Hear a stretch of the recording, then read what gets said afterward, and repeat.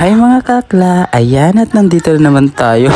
Sana all, nandito pa din. Ay, mga kakla, ngayon na nga lang ulit ako nakapamili kasi grabe. Ngayon lang ulit ako nabuhay mga kakla. Ano ka na makain? Kasi mga kakla, ilang araw din yung hangover ko. Nakakaloka kaya ayaw ko na mag-inom. Last na lang talaga.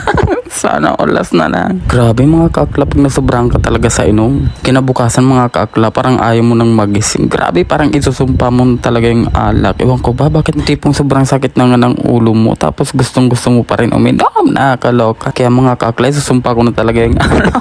Sana ulit susumpa. Last na lang talaga ulit mga kakla. Yan mga kakla, ngayon na nga lang ulit ako sinipag kasi grabe, napakasakit talaga yung ulo ko. Alam, maghapon lang talaga akong nakahilata. Kaya ayan, ngayon lang ulit akong nabuhay. Kaya ayan, pagising ko, Diyos ko, napakadami na palang hugasan. Kaya ayan mga kakla, diba ilaw nga tayo ng tahanan? Sana uli ilaw ng tahanan. Kaya ayan mga kakla, naghugas na nga lang ako dyan mga kakla. Dahil grabe, ang dami ko na palang hugasin. Siyempre mga kakla, prepare din natin yung mga pinamili ko sa baba. Kasi nag-request nga ulit si Mister na magsigang daw ako ng baboy. Kaya ayan mga kakla, pumunta nga ako kanina sa baba para mamalengke. Kasi nga mga kakla, wala na talagang kalaman-laman yung ref. Kaya ayan mga kakla, nilagyan ko na nga muna ng plastic yung basuran, diba? Parang kaibigan mong plastic, dapat nilalagay dyan sa basuran.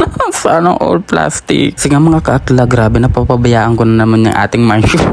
May mansion kami. Siyempre mga kakla, yung ating munting tahanan. Kasi siyempre mga kakla, mas maganda pa rin nakikita malinis yung bahay natin, diba mga kakla? Nakakagaan ng pakiramdam pag malinis yung bahay mo, pag malinis nasa paligid mo. Iwan ko lang dyan sa katabi mo kung malinis yan.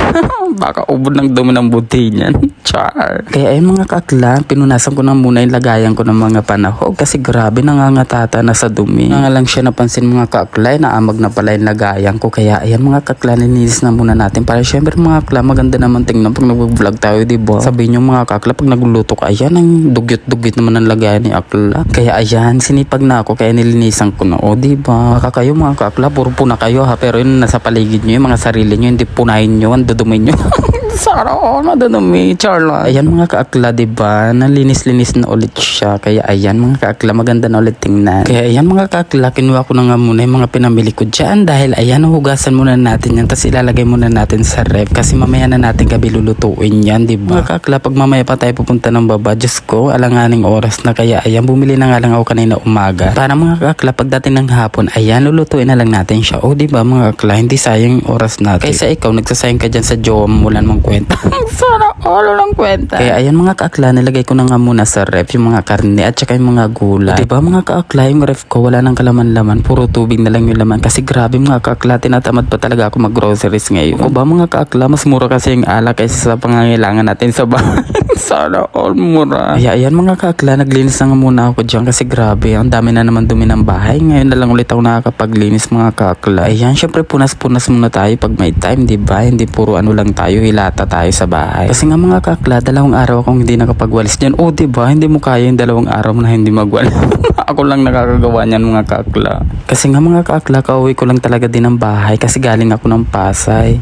Kaya ayan mga kaakla, magpapalit na nga lang din ako ng sapin sa higaan. Kasi nga mga kaakla, 1 linggo na nga rin ako hindi nakakapagpalit ng bedsheet at yung mga punda. Kaya ayan mga kaakla, palitan na natin siya. Kasi grabe mga kaakla, naaamoy ko na yung sarili ko dyan. Hindi nakaaya-ayang amoy.